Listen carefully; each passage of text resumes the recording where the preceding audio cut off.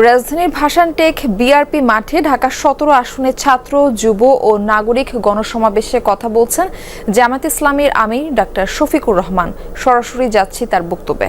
তারা বলেছিল আমরা একটা নতুন বাংলাদেশ চাই।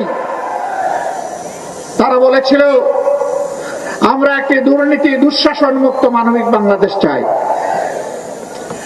আমাদের ছাত্র যুব সমাজের আকাঙ্ক্ষা ছিল আমরা একটা উন্নত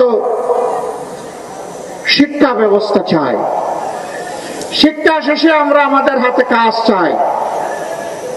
এই কাজের মাধ্যমে আমরা দেশ গড়তে চাই। কিন্তু আমরা কি দেখতে পাচ্ছি?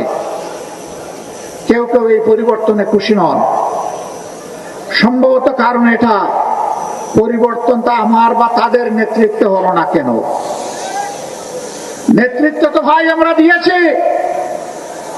স্বৈরাচারের বিরুদ্ধে 15.5 বছর আমরা আন্দোলন করেছি, আমরা জীবন দিয়েছি, আমরা মামলা গলায় নিয়ে জেলে ঢুকেছি, ঘর বাড়ি ছেড়ে এখানে সেখানে আমরা পালিয়ে বেরিয়েছি। অবশ্য বাংলাদেশ জামাতে ইসলামী দেশ ছেড়ে পালাই নাই। দেশের ভিতরেই আমরা মুহাজির ছিলাম, দেশের মাটিকে কামড়ে ধরেছিলাম, বুকে জড়িয়ে এখানেই ছিলাম, জেল বরণ করেছি, জীবন দিয়েছি, কিন্তু দেশ ছেড়ে আমরা পালাইনি। কারণ আমরা এই দেশকে, এই মাটিকে, এই মানুষকে আমরা ভালোবাসি। আমরা ভালোবাসার ঠিকানা ত্যাগ করতে পারি না।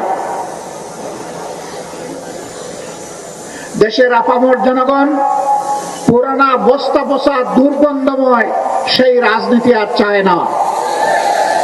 এই রাজনীতির আমূল পরিবর্তন চায়, সংস্কার চায়, নতুন বাংলাদেশ দেখতে চায়।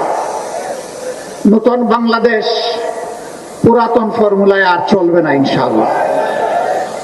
নতুন বাংলাদেশ চলবে নতুন ফর্মুলায়। সেই নতুন ফর্মুলাটা কি?